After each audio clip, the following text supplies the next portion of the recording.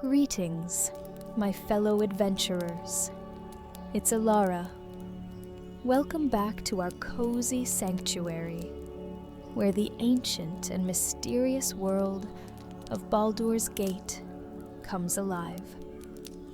Tonight, we journey deep into the shadowy streets and ancient corridors of this legendary city, where secrets of forgotten magic, dangerous conspiracies, and the courage of heroes shape the fate of all. So, find your most comfortable spot. Let the echoes of whispered plots and the clash of swords stir your imagination, and allow yourself to be swept away into these captivating stories of intrigue, danger, and a world forever marked by the legacy of Baldur's Gate. Let me know in the comments where you're from and what time it currently is. Let's begin.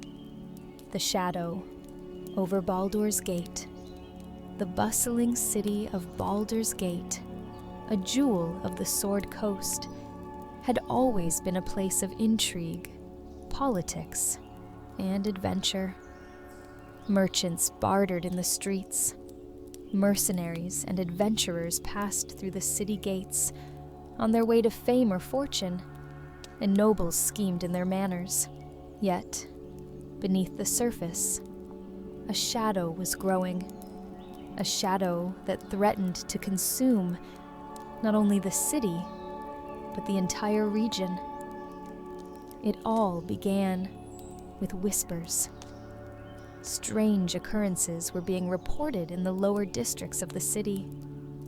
People spoke of shadowy figures slipping through the streets at night, of merchants disappearing, and of strange symbols scrawled on walls in a language no one could understand. The Flaming Fist, the city's military police, investigated but found nothing, dismissing the stories as superstition. But for the more observant, the signs were clear. Something ancient and evil was stirring beneath the city. Among those who noticed was Elias, a seasoned adventurer and former member of the Flaming Fist. Though retired from active duty, Elias still kept a keen eye on the city, especially when strange things started happening. He had always trusted his instincts, and now those instincts were telling him that something dark was brewing.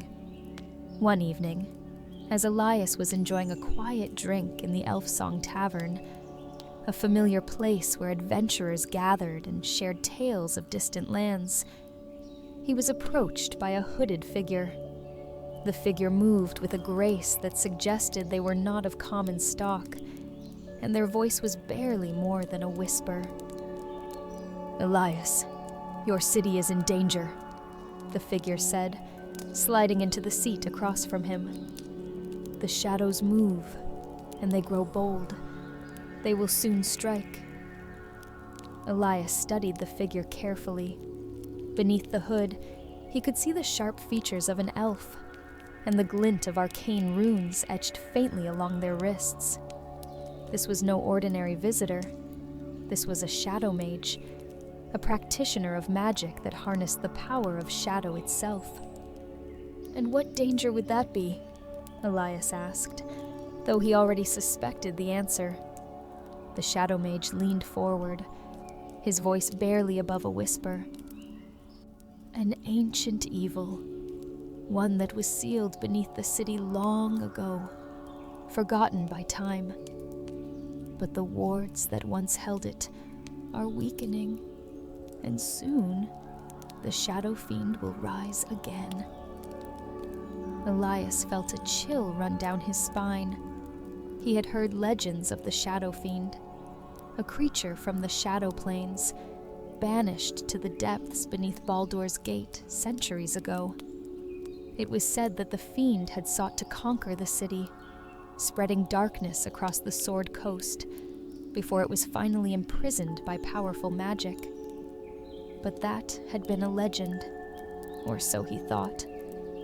the Shadow Mage's warning set Elias into action. He gathered a small band of trusted allies, including Lara, a skilled rogue with a knack for getting into places she shouldn't, Thorn, a half-orc warrior with unparalleled strength, and Valeria, a young but talented cleric of Torm, the god of courage and self-sacrifice.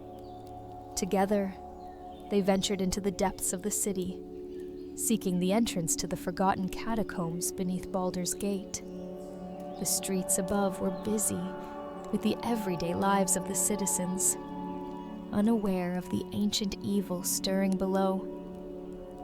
But as they descended into the sewers and deeper into the labyrinthine tunnels, the air grew colder and the walls damp with decay. The further they went, the more they saw signs of the ancient wards, runes etched into the stone, pulsing with a faint, flickering light. "We're getting close," Elias muttered, holding up a hand to stop the group. "Stay sharp." Lara knelt beside one of the rune-inscribed walls, her fingers tracing the symbols. These wards are old, very old, and they're failing. Valeria nodded, her staff glowing with divine light. "We'll need to hurry. If the wards break completely, there may be nothing we can do to stop the fiend from rising." They continued deeper, the air growing thick with an unnatural darkness.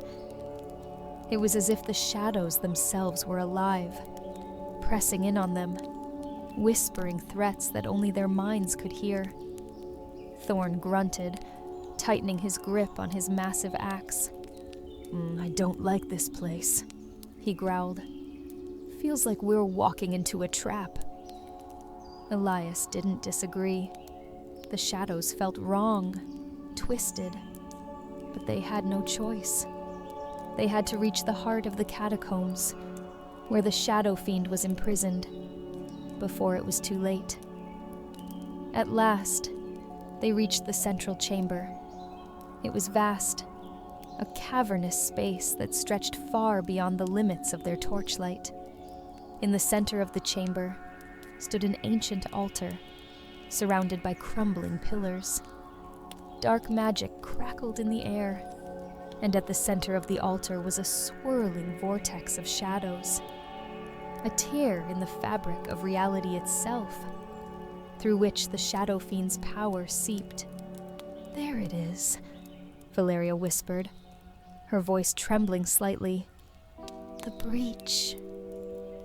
But before they could move closer, a figure stepped from the shadows, tall, clad in dark robes, with eyes that glowed with an unnatural light. It was a cultist, one of the many who had served the Shadow Fiend in secret, waiting for this moment to release their dark master. "You are too late," the cultist hissed. "The Shadow Fiend awakens, and Baldur's Gate will fall into eternal night." Elias drew his sword, the blade glinting in the dim light. "Not if we have anything to say about it." The battle was fierce. The cultists summoned shadow creatures, wraiths and specters that swarmed around the group, their ghostly claws slashing at them. Thorn roared in defiance, swinging his axe in wide arcs, cutting through the shadowy figures. Lara darted through the chaos, her daggers flashing as she struck at the cultist. But it was Valeria who turned the tide.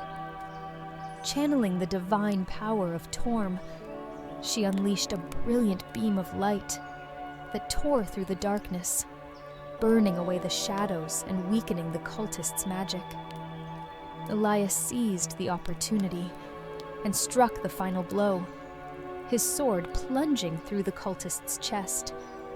But even as the cultist fell, the vortex continued to grow. The Shadow Fiend was not yet defeated. Elias and his companions rushed to the altar, where the vortex of shadow twisted and writhed, threatening to tear the fabric of the world apart. They had moments, perhaps seconds, before the shadow fiend fully manifested. Valeria placed her hands on the altar, chanting a prayer to Torm, her face set in concentration. "I can hold it back," she said, her voice strained. But not for long. Elias knew what had to be done. The wards, the ancient runes that had once sealed the fiend, had to be restored, but it required a sacrifice. Someone would have to channel their life force into the magic to strengthen the wards, to renew the seal. Before Elias could make the decision, Thorn stepped forward. "I'll do it," the half-orc said gruffly. "You lot are too important. Baldur's Gate needs you more than it needs me." Elias stared at his friend, knowing there was no time to argue. Thorn placed his hands on the altar, and as Valeria chanted the ancient words of sealing, the half-orc's life force poured into the runes. The vortex began to shrink, the shadows receding as the seal was restored. With one final flash of light, the chamber fell silent. The shadow fiend's power had been sealed once more. The group returned to Baldur's Gate in silence. The loss of Thorn weighed heavily on them, but they knew that his sacrifice had saved the city from a great evil. The people of Baldur's Gate would never know the full extent of what had transpired beneath their feet, but Elias and his companions would never forget. As they stood on the city's walls, watching the sunrise over the Sword Coast, Elias spoke quietly. "He saved us all." Valeria nodded, her face solemn. "His name will not be forgotten." The shadows had been pushed back, but Elias knew that darkness would always linger in the corners of the world, and as long as there were those willing to fight, Baldur's Gate would endure. The ghosts of Dead Man's Pass. In the bustling port city of Baldur's Gate, where merchants thrived and intrigue wove through the streets like a spider's web, there were places that most dared not speak of. Dead Man's Pass was one of those places, a treacherous mountain path to the northeast, flanked by jagged cliffs and shrouded in an eerie mist.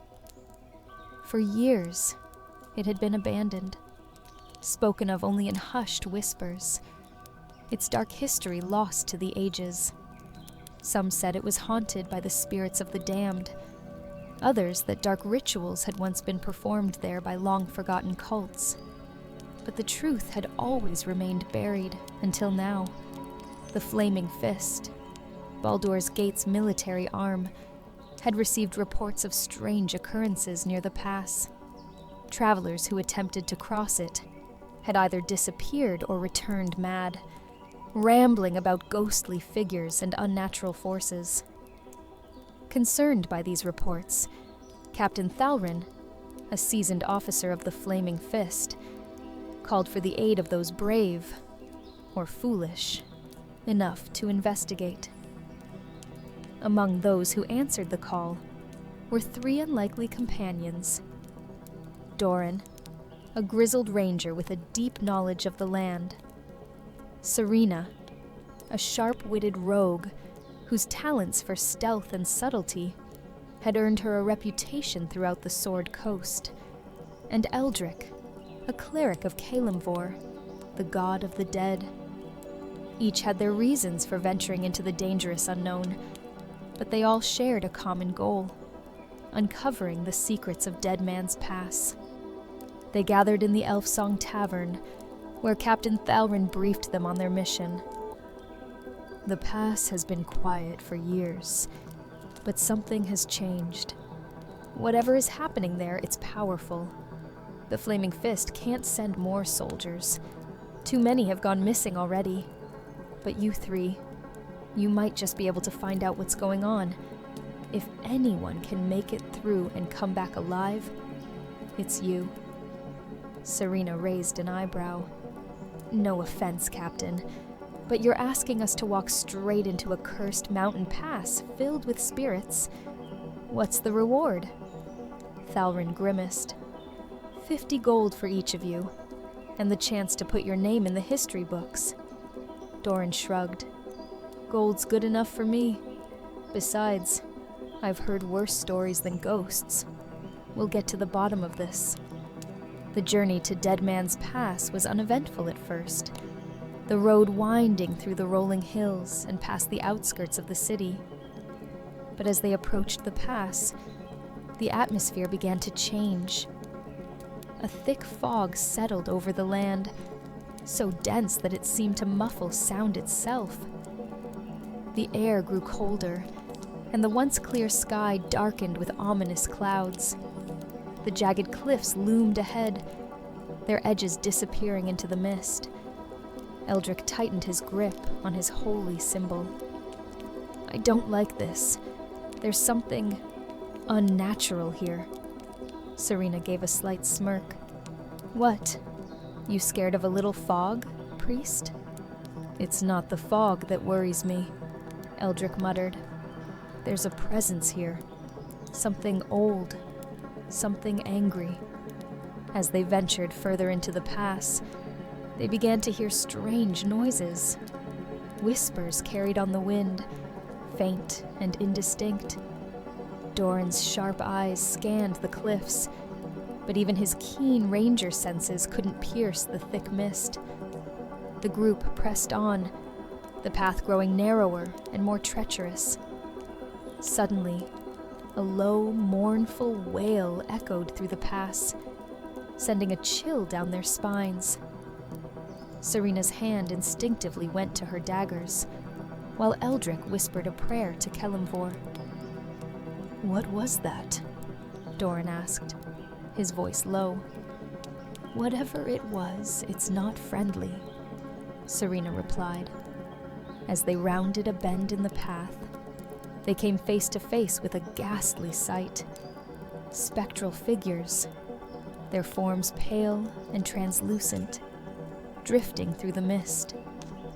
Their faces were twisted in agony, their hollow eyes glowing faintly in the darkness. These were no ordinary ghosts. They were the restless spirits of those who had died in the pass, their souls bound to the land by some dark force.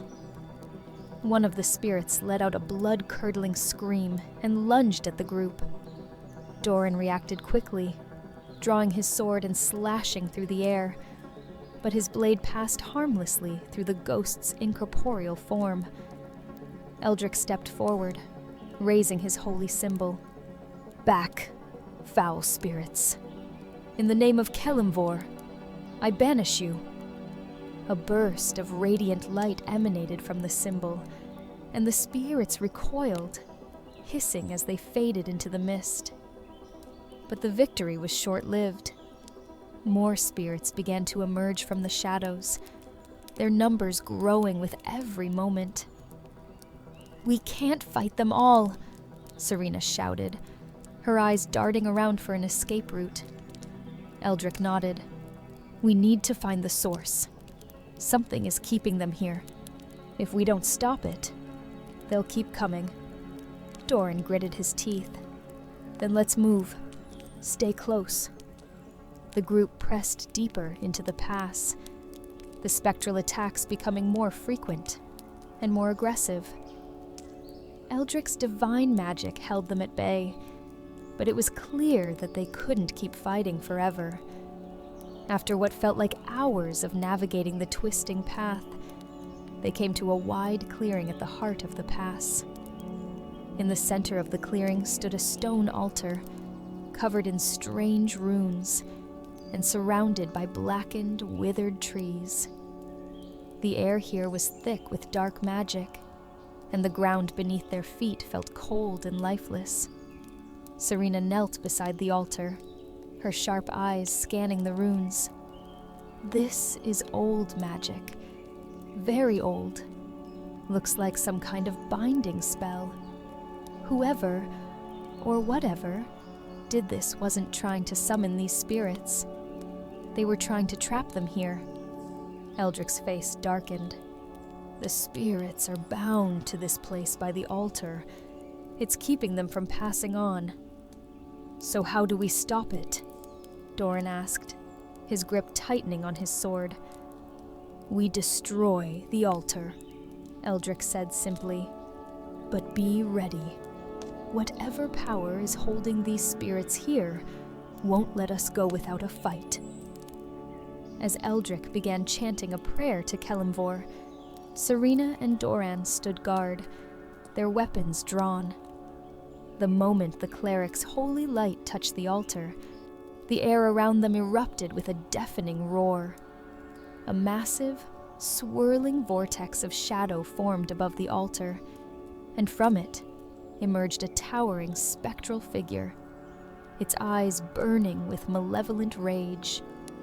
This must be the one who performed the ritual, Serena muttered, her hands tightening on her daggers.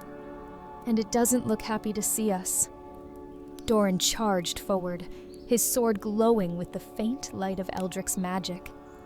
He slashed at the figure, but it shrugged off the blow as if it were nothing. Serena darted in from the side, aiming for the creature's legs, but her daggers passed through it without effect. Eldric's voice rang out over the chaos. It's too powerful. We need to weaken the altar first.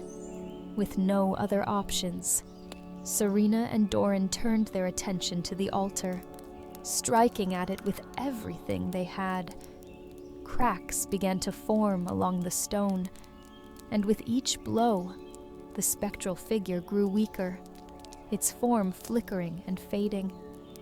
Finally, with a resounding crack, the altar shattered, and the spectral figure let out a final, anguished scream before dissolving into the mist. The remaining spirits, freed from their bindings, began to fade away, their tortured souls finally finding peace. As the mist began to lift, the group stood in the clearing, exhausted but victorious. The spirits were gone, and the dark magic that had plagued Dead Man's Pass had been broken. Doran wiped the sweat from his brow. That was close, Serena smirked. What's the matter, Ranger? You scared of a few ghosts? Eldric chuckled softly. It's over, for now, but we should make sure the city knows what happened here. If anyone tries to perform this ritual again, we'll stop them, Doran said firmly. We've faced worse and come out alive. With their mission complete, the group made their way back to Baldur's Gate, ready to share the tale of what they had faced in the haunted pass. The ghosts of Dead Man's Pass had been laid to rest, but their memory would linger in the shadows of the Sword Coast for years to come. The curse of the Iron Throne. The bustling streets of Baldur's Gate were filled with the noise of merchants haggling, horses trotting, and adventurers from all corners of Faerun passing through the city's grand gates. Yet, beneath the lively atmosphere, whispers of unrest rippled through the people. The Iron Throne, the infamous mercantile organization known for controlling the city's iron trade, had long held a stranglehold over the resources that fed Baldur's Gate's booming economy. But lately, strange happenings had been reported within the Iron Throne's headquarters. The upper echelons of its leadership were said to have succumbed to madness, and rumors of a dark curse spread like wildfire. Dahlia Hawkwinter, a former adventurer, and now a well-respected investigator working with the Flaming Fist, had been called upon to delve into the mystery surrounding the Iron Throne. no one else dared to investigate. Those who had tried before had either vanished or returned with their minds shattered, muttering about dark visions and terrible dreams. Dahlia was no stranger to danger, but something about this case disturbed her. The Iron Throne had always been a ruthless organization, yet organized and calculating. For their leaders to suddenly spiral into madness spoke of something far more sinister than just internal power struggles. As she made her way through the narrow alleys that led to the Iron Throne's headquarters, she could feel the weight of the city's unease pressing down on her. When she arrived, the once grand building loomed ominously in the twilight. The stone walls, which had once symbolized wealth and power, now seemed to carry an air of foreboding. The guards stationed outside looked nervous and tense, their hands gripping their weapons tightly. "Lady Hawkwinter," one of the guards greeted her, his voice shaky. "I've been ordered to let you inside, but you should know something's very wrong in there." Dahlia nodded, her eyes narrowing as she surveyed the imposing structure. "Tell me everything you've seen." "Strange things, ma'am," the guard said, lowering his voice. "We hear whispers, things moving in the shadows, even when there's no one there. And the leaders, they're not themselves. They lock themselves in the upper chambers talking to something. We don't know what. No one who goes in comes out the same." Dahlia's heart quickened. This wasn't just a matter of greed or power. There was magic at play here. Dark magic. With a steady breath, Dahlia pushed the heavy iron doors open and stepped into the grand hall of the Iron Throne. The air inside was thick, oppressive. The once lavish decor, fine tapestries, gold-etched columns, seemed tarnished, as though some unseen force had drained the life out of the place. The hall was eerily quiet, save for the faint echo of her boots on the marble floor. As she ventured deeper into the building, Dahlia began to notice the signs of decay. Wall carvings had become twisted. Grotesque faces seemed to leer at her from the shadows. And then, the whispers started. Faint, almost imperceptible at first, but growing louder with every step. Words she couldn't understand, spoken in a language that made her skin crawl. In the distance, she could hear the soft, rhythmic tapping of someone, or something, pacing above her, in the upper floors. Whatever had driven the Iron Throne's leadership to madness was waiting up there. Dahlia ascended the stairs cautiously, her hand resting on the hilt of her sword. When she reached the top, she saw the door to the council chamber was slightly ajar. Faint candlelight flickered from within, casting long shadows across the walls. She pushed the door open gently, her heart racing. Inside, the council members sat at a long table, their eyes vacant, faces pale, and hands trembling. They muttered incoherently, as if locked in some terrible dream. At the far end of the table stood Torinos, the Iron Throne's leader, his once sharp and calculating gaze now clouded with madness. In his hands, he clutched a strange, blackened stone. The whispers intensified as Dahlia stepped inside, her presence unnoticed by the council. She could feel the weight of the curse, the oppressive darkness radiating from the stone. "Torinos," she called out, her voice cutting through the whispers. Torinos' head snapped up, his bloodshot eyes locking onto hers. You shouldn't be here," he rasped, his voice barely more than a whisper. "It's too late. The throne, it's cursed. We bargained with things we didn't understand." Dahlia's eyes narrowed. "What did you do, Terenos? What is that stone?" Terenos laughed, a hollow, desperate sound. "Power," he said. "We sought power. More wealth, more control. But it came at a price. The stone, it speaks. It promises. But it lies. Oh, how it lies. We thought we could control it. But now it controls us."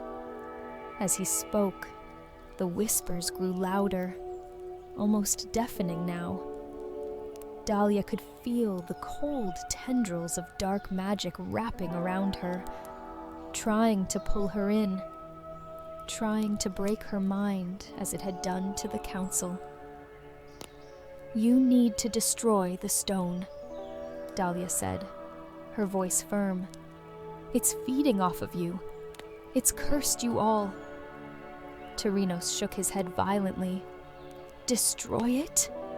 You don't understand. It's too powerful. We are nothing without it. We are slaves to its will. It will never let us go." Dahlia had heard enough. With a swift motion, she drew her sword and advanced toward Terenos. He recoiled, clutching the stone tighter to his chest. But Dahlia was faster. In one fluid motion, she struck the stone from his hands, sending it clattering to the floor. The moment it hit the ground, the whispers grew into a maddening roar, as if the stone itself was screaming in fury. Terenos lunged for the stone, but Dahlia was quicker. She raised her sword high and brought it down with all her strength, shattering the cursed object into 1,000 pieces. The effect was immediate. The roaring stopped, the oppressive weight lifted, and the council members, who had been locked in their maddened trance, slumped back in their chairs, their eyes fluttering closed as if they had just woken from a terrible nightmare. Terenos collapsed to his knees, sobbing. "It's over," he whispered.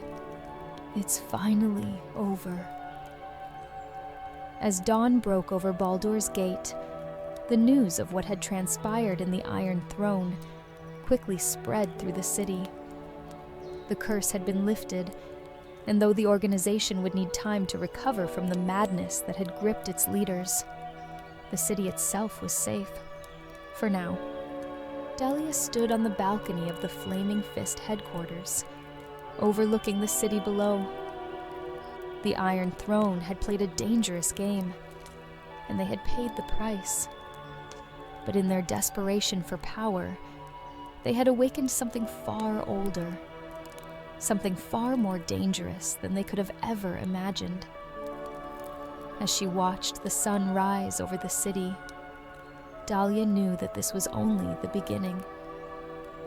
There were forces in the world that should never be disturbed, and now that the veil had been lifted, she feared it wouldn't be long before others sought out the same forbidden knowledge that had nearly destroyed the Iron Throne.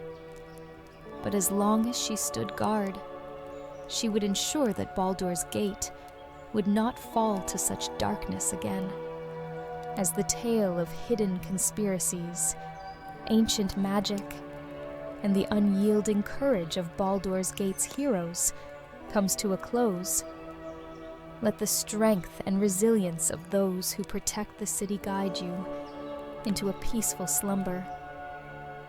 Remember, my fellow adventurers, that even in the darkest alleys, the most treacherous plots, and the trials that await beneath the surface, the bonds of loyalty and the bravery within us can light the way through the deepest shadows.